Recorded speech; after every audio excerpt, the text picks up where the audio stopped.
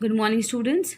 Class 7 Social Studies, History Chapter 2, The Regional Kingdom Part 1. Today we'll start with our topic South India. There were three powerful kingdoms in the south, the Pallavas, the Pandyas, and the Cholas. There was a constant struggle for supremacy amongst them. यानी ये तीनों dynasties continuous struggle में रही एक दूसरे के साथ to prove themselves the supreme power. वो अपने आप को सुप्रीम पावर प्रूव करने के लिए एक दूसरे से स्ट्रगल करते रहे और ये स्ट्रगल कंटिन्यू चलता रहा. पहले हम बात करेंगे पल्लवास की. Pallavas became very powerful in the 7th and 8th century. इन 2 सेंचुरीज में ये बहुत ज़्यादा पावरफुल थे. City of Kanchi Pallava dynasty का कैपिटल था. पल्लवा रूलर्स ने बहुत सारी टेम्पल्स बनवाई थी स्टोन्स की. 9th सेंचुरी में चोलास ने उन्हें डिफीट किया और पल्लवास की डायनेस्टी एंड पे आ गई. That means Cholas defeated the Pallavas and ended their rule. Pallavas का रूल एंड में आ गया था. Moving on to read about the Pandyas. The Pandyas ruled the region around present day Madurai. आज का जो प्रेजेंट डे मदुरई का रीजन है वहाँ रूल कर रहे थे पांड्यास. मदुरई वहाँ का कैपिटल था, यानी पांड्या डायनेस्टी का कैपिटल था Madurai. It was an important centre of learning, यानी वहाँ काफ़ी चीज़ें सीखने को मिल रही थी. It was an important centre. Marco Polo visited the Pandyan kingdom. Marco Polo हमने पढ़ा है जो इटली से आए थे, उन्होंने विज़िट किया था पांड्यन किंगडम को. और जब वो वहाँ से चले गए थे तो उन्होंने कहीं पे कुछ अपने अकाउंट्स में डिटेल्ड बातें बताई जो विज़िट उन्होंने पांड्यन किंगडम में की थी. The kingdom decline in the 14th century, यानी 14th सेंचुरी में Pandyan dynasty came to an end. Moving on to know about Cholas. The Cholas established a powerful empire in South India. That is why they are known as Imperial Cholas. Cholas ने south India में अपना powerful empire establish कर लिया था. वहाँ इन्होंने rule किया 4 centuries तक. 1 century equals to 100 years. That means 400 years they ruled on, you can say, in the southern region. Tanjore, now called Tanjavur, was their capital. Tanjore capital city था चोला dynasty का. विजयलया 846 to 871. He was the first Chola ruler जिन्होंने 846 से 871 तक rule किया था. उन्होंने जहाँ rule किया था वो रीजन था नॉर्थ ऑफ रिवर कावेरी, यानी कावेरी रिवर के नॉर्दर्न रीजन्स में इन्होंने रूल किया था. Parantaka 1 conquered Madurai from the Pandyas. Parantaka 1 जो थे उन्होंने मदुरई को कॉन्कर किया था पांड्यास से. He was however defeated. अब इन्हें डिफीट किया था राष्ट्रकूटा के किंग जिनका नाम था Krishna 3 in the battle of Takkolam in 1949. आप जो ये देख रहे हो 1 और 3 जो मेंशन है, यानी कई बार ऐसा होता था एक ही डायनेस्टी के कुछ लोगों का सेम नाम रखा जाता था, इसीलिए जो पहला होता था उसके नाम के आगे 1 लग जाता, सेकंड होता उसके आगे 2 लग जाता, और यहाँ ये 3 है, मतलब इस नाम के 2 लोग और उनकी डायनेस्टी में पहले किंग रह चुके थे. Okay. Krishna 3 in the battle of Takkolam in 1949. Raja Chola and Rajendra Chola made the Cholas the greatest power in South India. Raja और राजेंद्र चोला ने इस चोला किंगडम को बहुत ज़्यादा पावरफुल बनाया था साउथ इंडिया में. अब हम कुछ समझेंगे राजा चोला के बारे में. इन्होंने रूल किया था 1985 से 1016 तक. इनका जो नाम था दूसरा, जैसे लोग इन्हें राजा 1 के नाम से भी बुलाते थे. ये एक बहुत ब्रिलियंट कमांडर थे. कमांडर वो होता है जिसकी कमांड से उसकी जो आर्मी होती है, उसकी जो ऑर्गेनाइजेशन है, बहुत ही सिस्टमैटिक वे में वर्किंग करती है. Okay. He defeated the Pandyas and the Cheras. इन्होंने पांड्यास और चेरास को डिफीट किया था. इन्होंने अपनी बहुत स्ट्रॉन्ग नेवी बना रखी थी ताकि वो जो कोस्टल एरियाज़ पे ट्रेडिंग होती थी, बिजनेस, उस पे वो अच्छे से कंट्रोल कर सके. नेवी आपको पता है जो आर्मी फोर्स वर्क करते हैं पानी में रहकर, they are named as navy. The Chola fleet captured parts of Ceylon, Sri Lanka and Maldive islands. यानी इन्होंने यानी जो चोला की नेवी थी, इन्होंने कैप्चर किए थे जो पार्ट्स, वो थे श्रीलंका और मालदीव आइलैंड्स के। राजेंद्र चोला जिन्होंने रूल किया था 1016 से 1044, he was the son of Raja Raja, और इन्होंने इस एम्पायर को और भी ज़्यादा पावरफुल बनाया था। His army defeated the Cheras and Chalukyas and marched as far north as modern day West Bengal. Cheras और चालुक्यास को डिफीट करते हुए वो आगे मार्च करते रहे और प्रेजेंट डे आज के जो वेस्ट बंगाल एरिया में है वहाँ जाकर वो उन्होंने डिफीट किया था पल्लास को। अपनी इस विक्ट्री के बाद इन्होंने अपने आप को एक नाम दिया जो था गंगई कोंडा चोला, क्योंकि इन्होंने जो रिवर गंगा है वहाँ तक के रीजन्स पे अपना रूल कॉन्कर कर लिया था। He also built a new capital near Tanjore, और उसे नया नाम दिया था गंगई कोंडा चोलापुरम। राजेंद्र चोला बहुत ज़्यादा ही डेयरिंग थे। इसका एक एग्जाम्पल है कि बहुत मतलब you can say for century, जैसे इसमें मेंशन है, इंडियन मर्चेंट्स ट्रेडिंग कर रहे थे with the various parts of south east Asia and southern China के जो कुछ एरियाज़ हैं उनके साथ इनकी ट्रेडिंग चल रही थी। Indian ships had to pass through the straits of Malacca. Straits जो एरिया होती है बिटवीन टू लैंड रीजन्स, जो वाटर बॉडीज़ होती हैं उसके बीच में जो एक नैरो वाटर बॉडी होती है उसे स्ट्रेट कहते हैं। तो वहाँ से उन्हें पास होना इम्पॉर्टेंट था, जिसका कंट्रोल था किसके हाथ में? It was controlled by the kingdom of sir Vijaya. The merchants of sir Vijaya did not allow, यानी इन्होंने इंडियन शिप्स और मर्चेंट्स को वहाँ से सेल करने के लिए अलाउ नहीं किया था। Many of this merchants were from Chola kingdom, इनमें से बहुत सारे चोला किंगडम्स की शिप्स थी जिन्हें सर विजया उस रीजन से पास होने से रोक रहे थे। They appeal to Rajendra Chola for help, उन्होंने जो उनके राजा थे अपने राजेंद्र चोला उनसे हेल्प मांगी। राजेंद्र चोला ने अपनी ग्रुप ऑफ आर्मी को भेजा और सर विजय किंग को डिफीट किया। उसके बाद से जो ट्रेडिंग थी साउथ ईस्ट एशिया और सदर्न चाइना के साथ, उसने चोला किंगडम को और भी ज़्यादा पावरफुल बना दिया, क्योंकि उनके पास बहुत ज़्यादा वेल्थ आने लगी। राजेंद्र चोला की जो सक्सेसर थे यानी उनके सन या उनके ग्रैंडसन्स, उनकी भी जो फाइट है अपने नेबरिंग किंगडम्स के साथ वो कंटिन्यू रही, जिसकी वजह से उनका जो ट्रेजर था वो और ज़्यादा वीक हो गया और कंसिडरेबली चोला पावर कंसिडरेबली गॉट वीकेंड, यानी जो पावर था चोलास का वो धीरे धीरे कम हो रहा था। The empire declined towards the end of 13th century. In 13th century के एंड में आते आते Chola dynasty came to an and.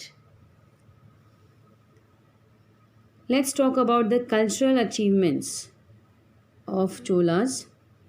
जैसे हम टेम्पल्स की बात करें, Cholas were great temple builders, इन्होंने बहुत सारे टेम्पल्स बनाई थी और जो स्टाइल इन्होंने अक्वायर की थी वो थी Dravidian style. The Brihadeshwara temple at Thanjavur is the finest example of Chola temple architecture, यानी अगर हमें उस टाइम का यानी चोला किंगडम का जो आर्किटेक्चर है उससे देखना हो तो ये सबसे बेस्ट एग्जाम्पल है। आप देख सकते हो यहाँ पे पिक्चर भी शेयर हुई है बुक में। Brihadeshwara temple was build by Raja Raja 1। आज ये टेम्पल वर्ल्ड हेरिटेज साइट के नाम से फेमस है, यानी world wide it is being liked by everybody. Talking about its culture, the Cholas excelled eight making images of gods and goddesses, यानी मिट्टी से जो मूर्तियाँ बनाई जाती हैं गॉड्स और गॉडेस की, इसमें चोला किंगडम में लोग माहिर थे, यानी excellent sculpture art they had. These images way either of stone और ब्रॉन्ज, ये या तो स्टोन से बनाते थे या ब्रॉन्ज से, जो बहुत ज़्यादा पॉपुलर हुई बाद में। इसमें एक सबसे फेमस है bronze image of lord Shiva as Nataraja, lord of dance जिसे कहा जाता है, is one of the finest specimens of Chola art. आप देख सकते हो यहाँ पे एक में ये नटराजा लॉर्ड शिवा का इमेज बनाया है। It is made in the metal bronze. Talking over language and literature, the Chola period witnessed the growth of regional languages such as Tamil, Telugu, Kannada, यानी ये languages काफ़ी ज़्यादा ग्रो कर रहे थे। Many literary works were translated into these languages. काफ़ी जो literary work यानी जो रिटन वर्क किया हुआ था, इन लैंग्वेजेस में ट्रांसलेट हुआ so that everybody could read them easily. अगर हम बात करें एडमिनिस्ट्रेशन की, यानी जो ऑफिशियल वर्क होता था वो किस वे में होता था। Kingdom was divided into provinces called mandalams. जो किंगडम था उसे छोटी छोटी प्रोविंसेस में डिवाइड किया गया था।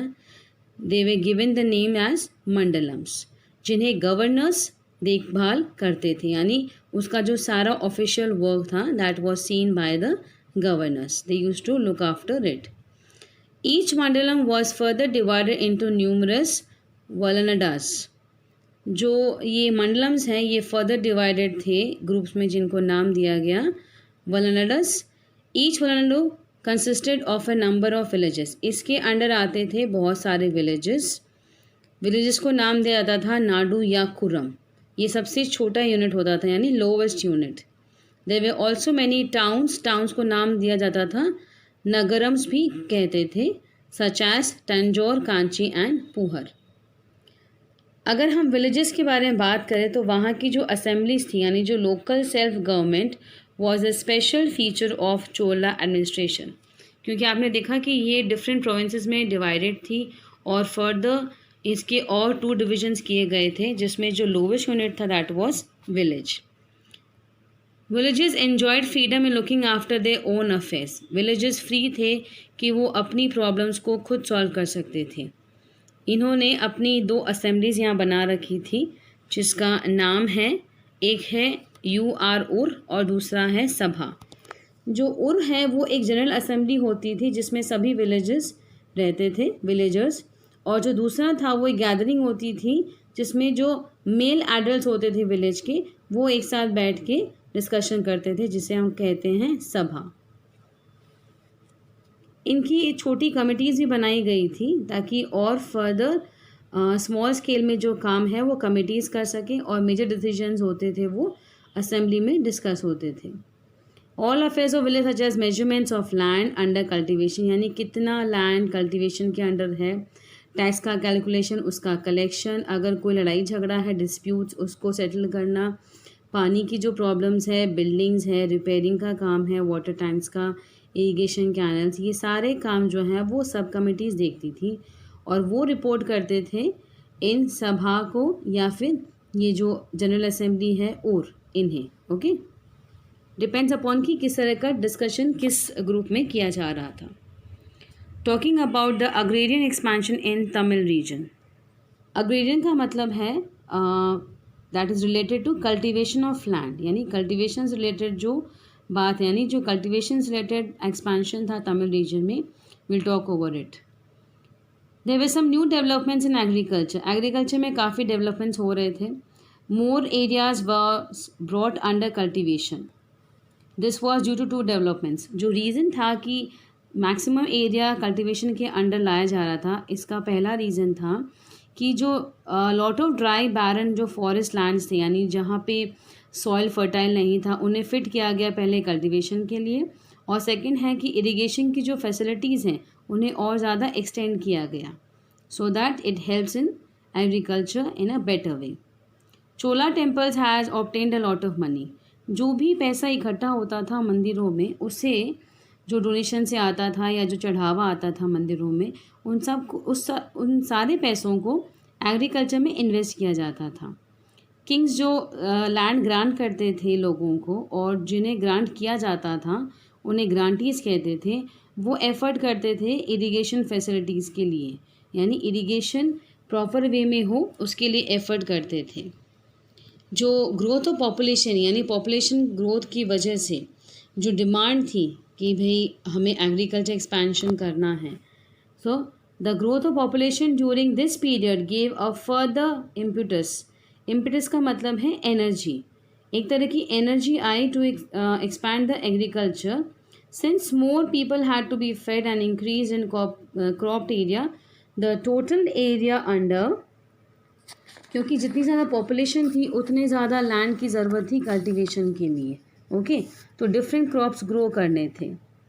Kings and rich temples build embankments to prevent flooding and canals to carry water to fields. Embankments एक तरह की बाउंड्रीज होती हैं जिसकी वजह से जो रिवर्स या कहीं से जो पानी एक्सेस फ्लो हो जाए, क्योंकि अगर एक्सेसिव फ्लो होगा तो जो भी लैंड कल्टीवेशन में हैं वो सारे ख़राब हो जाएंगे, क्रॉप फील्ड्स जो भी हैं वो डिस्ट्रॉय हो जाएंगी। तो फ्लड से बचाने के लिए एम्बार्कमेंट्स बनाए जाते थे और कैनल्स बनाए गए थे to carry the water to the fields. Wells, tanks constructed हुए थे, इरिगेशन फैसिलिटीज़ इम्प्रूव होने लगी थी। जो टैंक्स में था वो पानी स्टोर किया हो जाता था और जब भी ज़रूरत होती थी वो रिलीज होता था and through channels it use to reach the fields. इसी के साथ ग्रोथ हुई क्राफ्ट्स की, जिसकी वजह से ट्रेड बहुत ज़्यादा फ्लरिश करने लगा throughout the Tamil region और उसके आउटसाइड एरियाज़ में। एक अच्छा नेटवर्क ऑफ ट्रेड जो कहते हैं वो शुरू हो गया था and everybody was taking an active participation in this. Money obtain through trade was largely invested. इसमें भी जो पैसा इनकम होती थी यानी प्रॉफिट होता था वो इन्वेस्ट होता था एग्रीकल्चर में, क्योंकि जो उस समय की मैक्सिमम यानी मेजर डिमांड थी वो एग्रीकल्चर थी, क्योंकि पॉपुलेशन को फीड करने के लिए agriculture was very very important.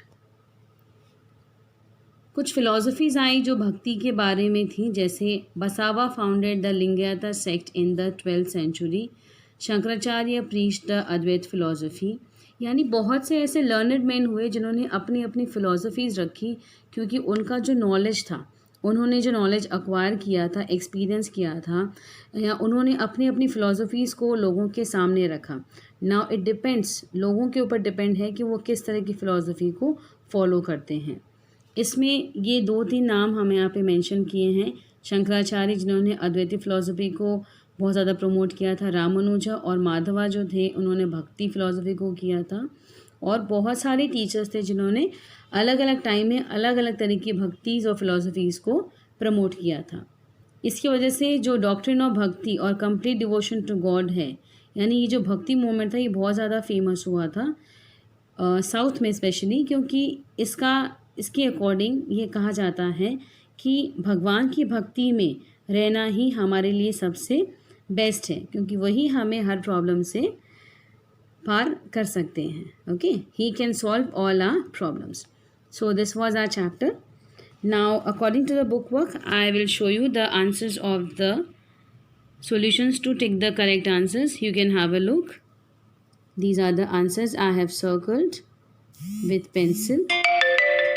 Clear?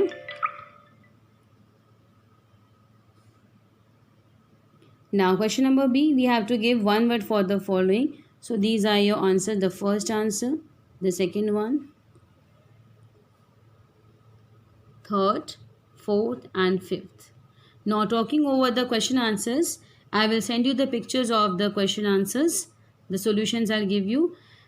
In our previous video, we have discussed about the first, second, third and fourth questions. So once again, I'll show you the pics with this. Among these 4 questions, second answer was given in the book itself. That is in page number 11. You can see this answer. I will show you once again. This was the second answer. After Muhammad's death, from here till here is your second answer. That is C2. Rest all the answers I will send you the pic so that it becomes easy for you to complete your work on time. Till then, take care. Bye.